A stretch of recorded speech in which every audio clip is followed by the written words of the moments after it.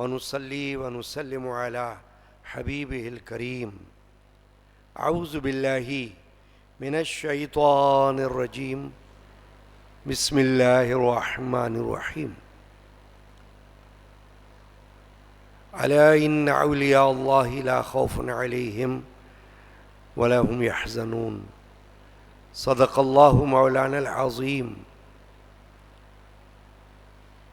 بحرمة إن الله وملائكته يصلون على النبي يا أيها الذين آمنوا صلوا عليه وسلموا تسليما.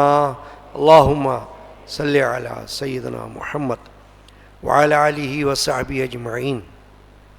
حاضرین کرام، ہر اتوار کو بعد نماز ظہر درس قرآن و حدیث اور فقہی مسائل کا یہ سلسلہ جاری ہے، اور ماہ رمضان المبارک میں بھی انشاءاللہ العزیز ہر اتوار کو درس کا یہ سلسلہ جاری رہے گا.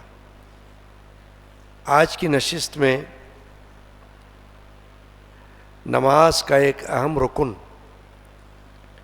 جسے ہم التحیات کہتے ہیں، اس کے چند احکام اور مسائل ہمیں جاننے ہیں، کیونکہ یہ نماز کا ایک اہم رکن ہے اور اس کی بڑی اہمیت ہے.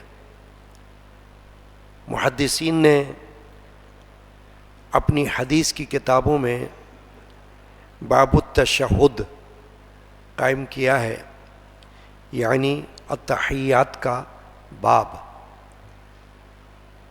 لغوی طور پر تو تشہد کے معنی ہے گواہ بننا یا گواہی دینا. عرف عام میں ہم اس کو کلمہ شہادت بھی کہتے ہیں، پڑھنا تشہد، کلمہ شہادت. اور کلمہ شہادت کی بھی بہت بڑی اہمیت ہے. اسی کو پڑھ کر کوئی کافر بھی حسن نیت کے ساتھ اسلام میں داخل ہونے کی نیت کر کے داخل ہو سکتا ہے. شریعت کی اصطلاح میں التحیات کو تشہد کہا جاتا ہے.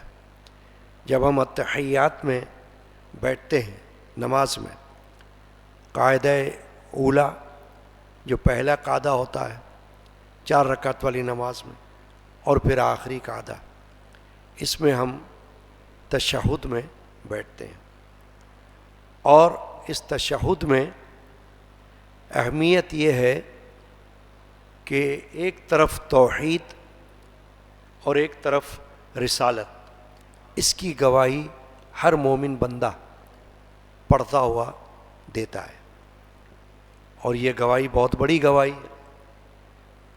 توحید اللہ کے ایک ہونے کی گواہی، اور رسالت نبی اکرم صلی اللہ علیہ وسلم کے رسول ہونے کی گواہی.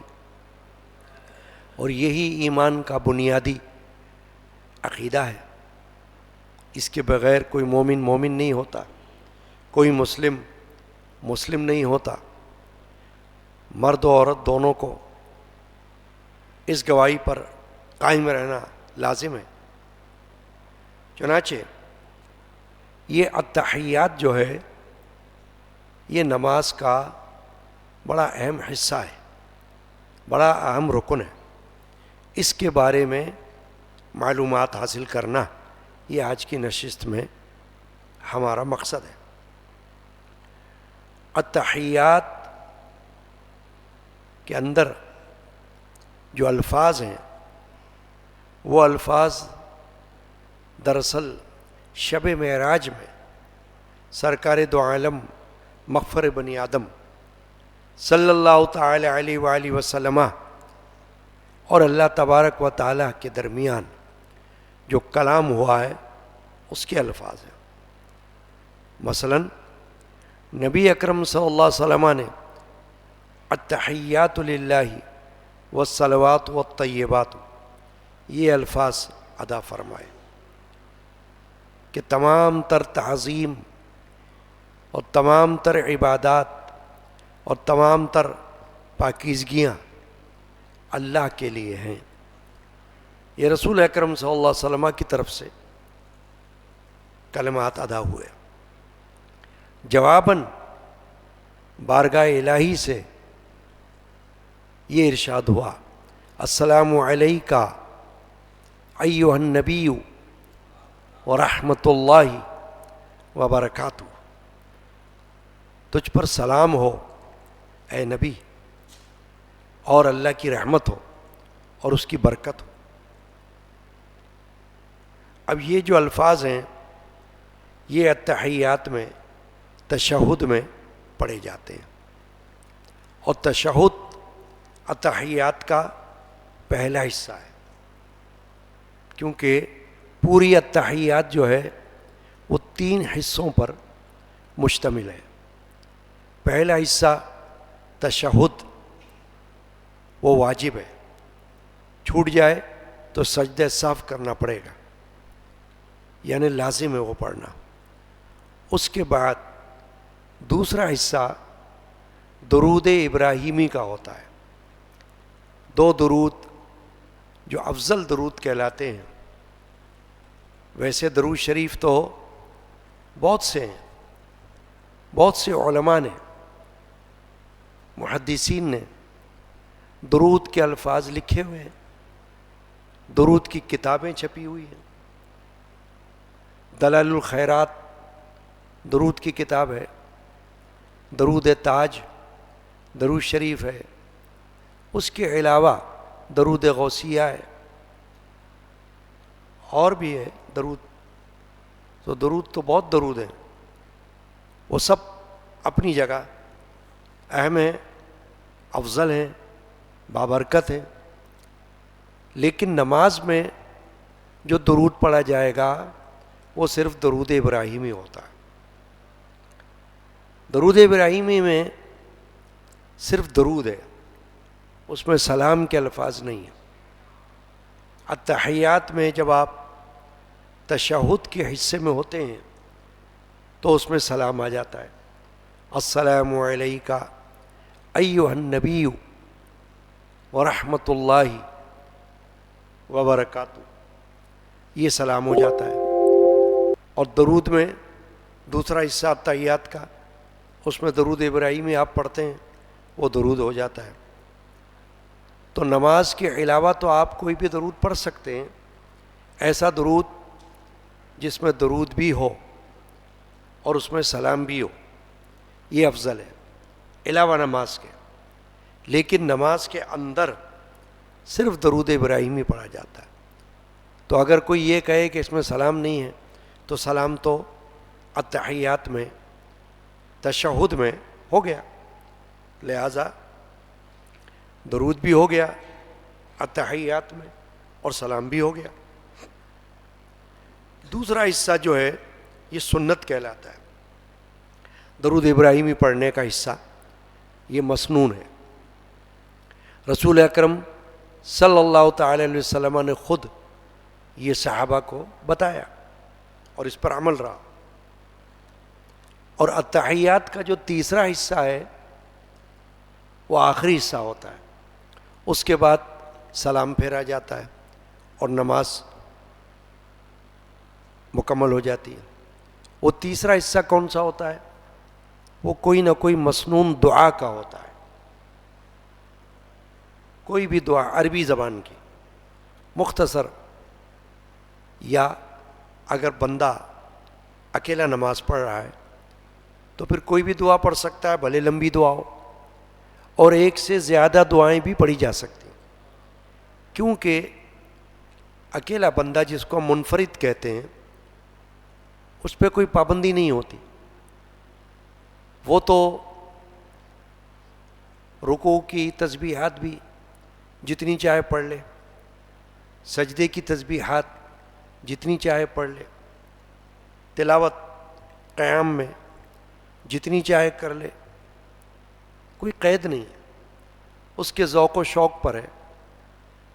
اسی طرح اتحیات کے آخری حصے میں جو دعا پڑھی جاتی ہے وہ مستحب کہلاتی ہے، یعنی اگر چھوٹ بھی گئی تو گناہ نہیں ہے. لیکن جو منفرد اکیلا بندہ وہ چھوٹی دعا پڑھے یا طویل دعا پڑھے یہ اس پر ہے، کوئی مسئلہ نہیں ہے. جماعت میں تو ظاہر ہے کہ امام کے تابع ہے بندہ. اگر امام نے سلام پھیر دیا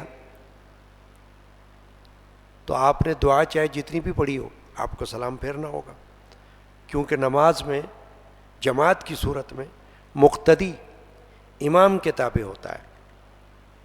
صرف ایک چیز کا خیال رکھنا ہے التحیات میں، وہ شخص جو مسبوق ہے یعنی شروع سے جماعت میں شامل نہیں ہوا، بعد میں آیا ہے، اور وہ امام کے سلام پھیرنے کے بعد ابھی اپنی نماز مکمل کرے گا یعنی کھڑا ہو جائے گا، تو اگر اس نے تشہد ابھی مکمل نہیں کیا تو اس کو تشہد مکمل کرنا ہوگی اور پھر کھڑا ہونا ہوگا، یہ خیال رکھنا ہوگا. اسی طرح جماعت کے اندر بھی اگر امام قاعدہ اولیٰ میں کھڑا ہو جاتا ہے اور مقتدی نے ابھی تشہد مکمل نہیں کی تو اس کے لیے حکم یہی ہے کہ وہ تشہد پوری کر لے، یعنی واجب حصہ اشہد ان لا الہ الا اللہ و اشہد ان محمدً عبدہ و رسولہ یہاں تک پڑھنا یہ لازم ہے. تو یہاں تک پڑھنے کی مقدار وہ بیٹھا رہے اور جب پڑھ لے تب کھڑا ہو. تو یہ چونکہ واجب ہے یہ حصہ، اس لیے اس کو مکمل کرنا لازم ہے. اب یہ جو التحیات میں کلمات میں نے عرض کیا کہ سفر معراج، شب معراج النبی صلی اللہ علیہ وآلہ وسلم میں ہمیں عطا ہوئے اور معلوم ہو رہے ہیں کہ نبی اکرم صلی اللہ علیہ وسلم نے اللہ تعالیٰ کے ساتھ یہ کلمات کا تبادلہ کیا ہے. تو علماء نے یہ فرمایا، اکابر علماء نے، حضرت شیخ عبدالحق محدث دہلوی رحم اللہ تعالی یا امام غزالی علیہ الرحمہ اور حضرت ملا علی قاری رحمۃ اللہ علیہ، یہ محدث گزرے ہیں. انہوں نے یہ فرمایا کہ جب التحیات میں بندہ یہ پڑھ رہا ہو تو اگرچہ اس کو یہ علم ہے کہ یہ کلمات رسول اللہ صلی اللہ علیہ وسلم اور اللہ تعالیٰ کے درمیان ہوئے ہیں، بڑے مبارک کلمات ہیں. یعنی حضور نے فرمایا التحیات للہ، ساری تعظیم اللہ کے لیے، والصلوات، اور ساری نمازیں عبادت بدنی اللہ کے لیے ہیں، والطیبات، پاکیزگی جس میں علماء نے فرمایا کہ مالی عبادات بھی آ جاتی، یہ سب اللہ کے لیے ہیں. تو یہ کلمات کا تصور تو اس کے ذہن میں آ جاتا ہے، لیکن التحیات میں یہ پڑھتے ہوئے ہر نمازی کو جس وقت وہ اس کلمے پر پہنچے السلام علیکہ ایھا النبی ورحمۃ اللہ وبرکاتہ، اے نبی آپ پر سلام ہو، اللہ کی رحمت ہو اور اس کی برکت ہو.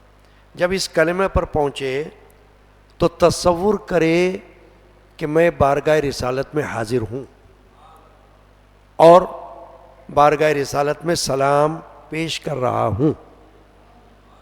اس وقت یہ نہ سوچے کہ یہ تو سفر معراج کے کلمات ہیں، یہ اپنی جگہ ہے، وہ ہیں، لیکن جب یہ کلمات خود ادا کر رہا ہے، یہ سلام پڑھ رہا ہے، اس وقت تو یہ تصور کرے کہ میں رسول اللہ صلی اللہ علیہ وسلم کی خدمت میں حاضر ہوں۔ اسی سے علماء نے نبی اکرم صلی اللہ علیہ وسلم کے حاضر و ناظر ہونے کا عقیدہ بھی اخذ کیا ہے۔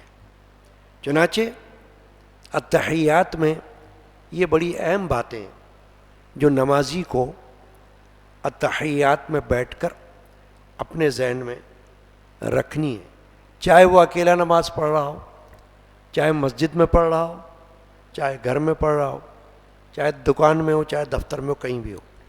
لیکن جب ان کلمات پر پہنچے، السلام علیکہ ایھا النبی، اے اللہ کے نبی، آپ پر سلام ہو اور اس کی رحمت ہو اور اس کی برکت ہو، تو تصور یہ لائے کہ میں بارگاہ رسالت میں حاضر ہوں۔ اب ایک حدیث پاک ہے جو پیش کرتا ہوں، اور وہ صحیح مسلم شریف میں موجود ہے، اور حضرت ابن عمر یعنی حضرت عمر بن خطاب رضی اللہ عنہ کے فرزند حضرت عبداللہ سے روایت ہے۔ عبداللہ بن عمر اس حدیث کے راوی ہیں۔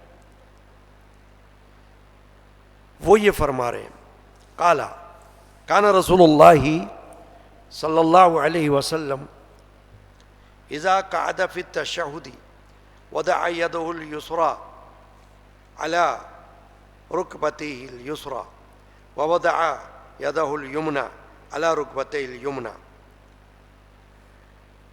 یہ کہتے ہیں کہ رسول اللہ صلی اللہ علیہ وسلم جب التحیات میں بیٹھتے تو اپنا بایاں ہاتھ بائیں گھٹنے پر رکھتے اور دایاں ہاتھ دائیں گھٹنے پر رکھتے، جیسے ہم بھی رکھتے ہیں، بایاں ہاتھ بائیں گھٹنے پر، دایاں ہاتھ دائیں گھٹنے پر، اور دونوں ہاتھوں کی انگلیاں سیدھے قبلہ رخ ہونی چاہیے۔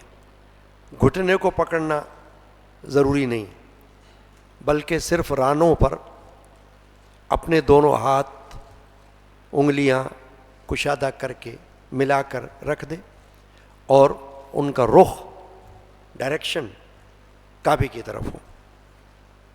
بایاں ہاتھ بائیں گھٹنے پر، دایاں ہاتھ دائیں گھٹنے پر۔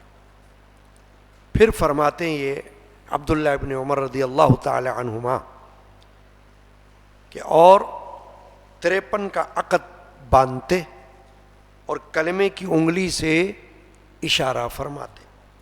53 کا عقد، 3 انگلیاں سیدھے ہاتھ کی طرف سے چھوٹی انگلی سے لے کر 3 انگلیوں کو حضور بند کرتے اس وقت کہ جب تشہد پر پہنچنا ہے، اشہد ان لا الہ الا اللہ پر، تو کلمے کی انگلی مبارک سے اشارہ فرماتے تھے۔ اب یہ اشارہ جو ہے یہ اس طرح ہے کہ 3 انگلیوں کو بند کر کے انگوٹھے کو تیسری انگلی کے ساتھ ٹچ کریں اور پھر شہادت کی انگلی کو لا الہ پر اٹھائیں اوپر کی طرف، اور الا اللہ پر گرا دیں، اور پھر ہاتھ کھول لیں۔ یہ طریقہ ہے التحیات، یعنی اشہد اللہ، لا پر شہادت کی انگلی اوپر اٹھے۔ یہ مسنون ہے، عمل سنت ہے رسول اللہ صلی اللہ علیہ وسلم کی، اور اس کے بارے میں حدیث میں حضور نے فرمایا ہے کہ جب نمازی اشہد ان لا الہ الا اللہ پر لا الہ پر انگلی کو اٹھاتا ہے تو یہ شیطان پر بہت بھاری ہوتا ہے، شیطان کو بہت غصہ آتا ہے اس پہ، اس لیے کہ اس پر ضرب پڑتی ہے، کیونکہ نمازی یہ کہتا ہے کہ اس کے سوا، اللہ کے سوا کوئی معبود نہیں ہے، عبادت صرف اللہ کی ہے، لا الہ، کوئی معبود نہیں سوائے اللہ کے۔ پھر الا اللہ پر انگلی گرا دیتا ہے تو یہ کہہ دیتا ہے کہ سوائے اللہ کے۔ یعنی کوئی معبود نہیں سوائے اللہ کے، کہ اللہ ہی معبود ہے، تمام تر عبادات اللہ ہی کے لیے ہیں، تو یہ شیطان پر گراں گزرتا ہے، اللہ کے رسول نے فرمایا۔ تو اس لیے اس کا خیال رکھنا ہے کہ یہ ضروری عمل ہے کہ اس کو کرنا ہے، اور نبی کریم صلی اللہ علیہ وسلم کی سنت سے ثابت ہے۔ چنانچہ آگے حدیث میں یہ ہے کہ اپنا بایاں ہاتھ بائیں گھٹنے پر بچھاتے، تو وہ اس طرح ہے کہ بائیں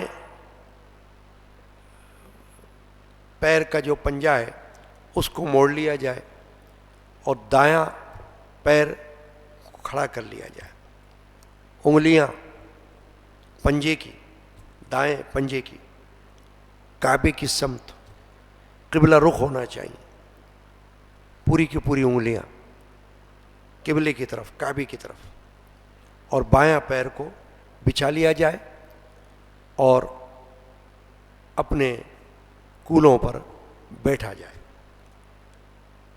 تو یہ اتحیات کے حوالے سے حدیث شریفہ اس وقت میں نے پیش کی ہے، اور اس میں جو ضروری باتیں ہیں وہ آپ کے سامنے بیان کر دی گئی ہیں، لہذا جو جو باتیں اس میں بیان ہوئی ان کو نظر میں رکھنا، یاد رکھنا، خیال رکھنا ضروری ہے کہ التحیات کے 3 حصے، پہلا تشہد، دوسرا دعا و مسنون، اور دوسرا درود شریف، درود ابراہیمی و مسنون، اور تیسرا دعا مستحب۔ اب دعا میں جیسا کہ میں نے بتایا عربی دعا پڑھنی ہے، تو کوئی بھی مختصر دعا ہر نمازی کو یاد ہونا ضروری ہے۔ مثلا ربنا آتنا فی الدنیا حسنۃ وفی الآخرۃ حسنہ، اتنی دعا بھی کافی ہے۔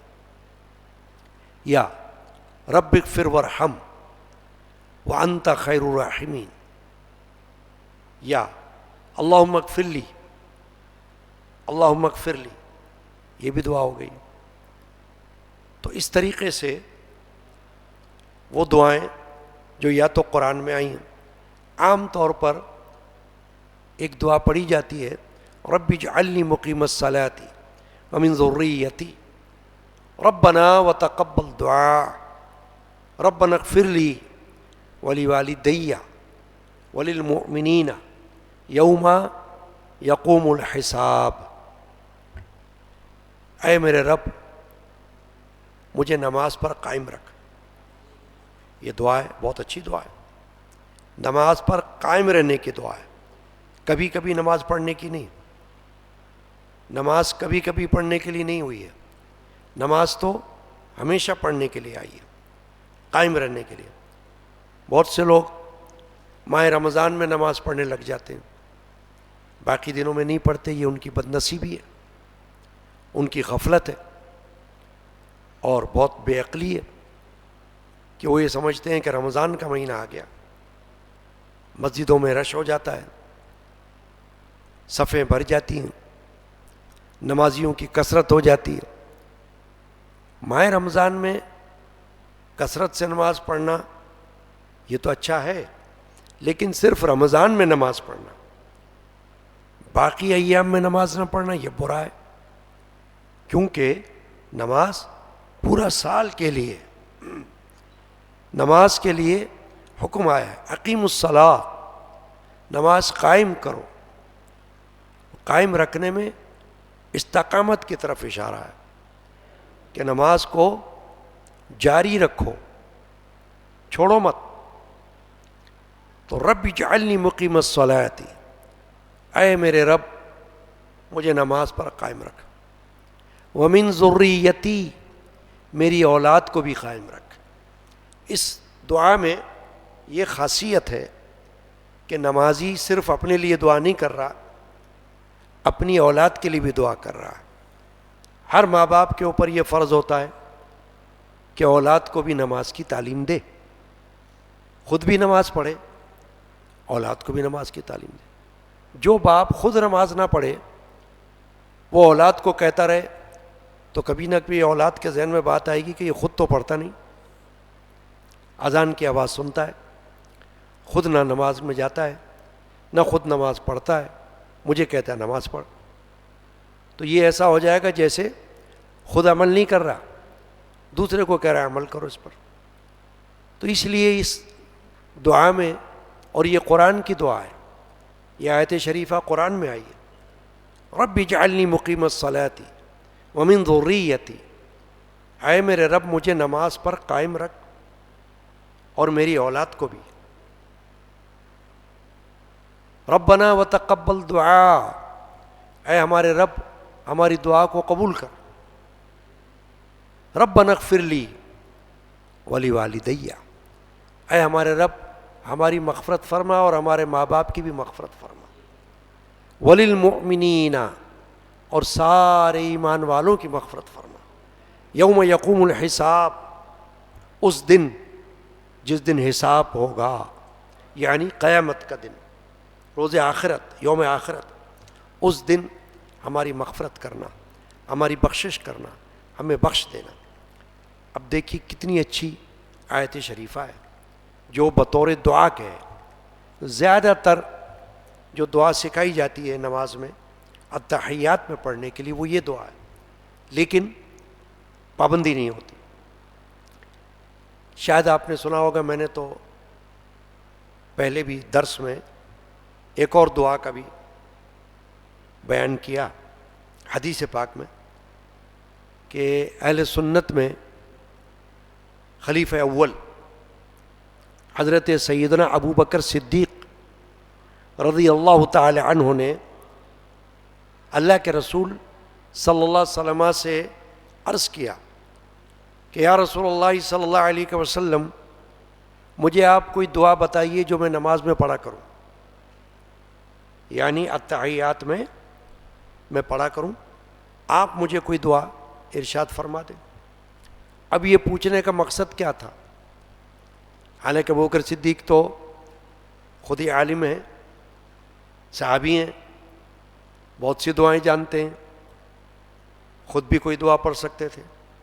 رسول اللہ صلی اللہ علیہ وسلم سے دعا پوچھنے کا مقصد یہ تھا کہ آپ کی زبان مبارکہ سے ارشاد ہو جائے تو برکت ہو جائے۔ آپ جو دعا بتا دیں اس کی تو شان ہی کچھ اور ہو جائے گی، وہ تو بابرکت ہو جائے گی، فضیلت والی ہو جائے گی کہ حضور نے ارشاد فرما دیا وہ دعا۔ تو ان کو رسول اللہ صلی اللہ علیہ وسلم نے جو دعا بتائی وہ یہ تھی، اللہم انی ظلمت نفسی ظلما کثیرا ولا یغفر الذنوب الا انت فاغفر لی مغفرۃ من ربک، فاغفر لی مغفرۃ من عندک وارحمنی انک انت التواب الرحیم۔ اب اس میں کیا ہے دعا میں؟ حضور نے فرمایا اس طرح دعا پڑھو، اللہم انی ظلمت نفسی ظلمن کثیرا، اے اللہ میں نے اپنی جان پر ظلم کیا ہے، بہت بڑا ظلم کیا ہے، میں نے اپنی جان پر ظلم کیا، بہت ظلم کیا۔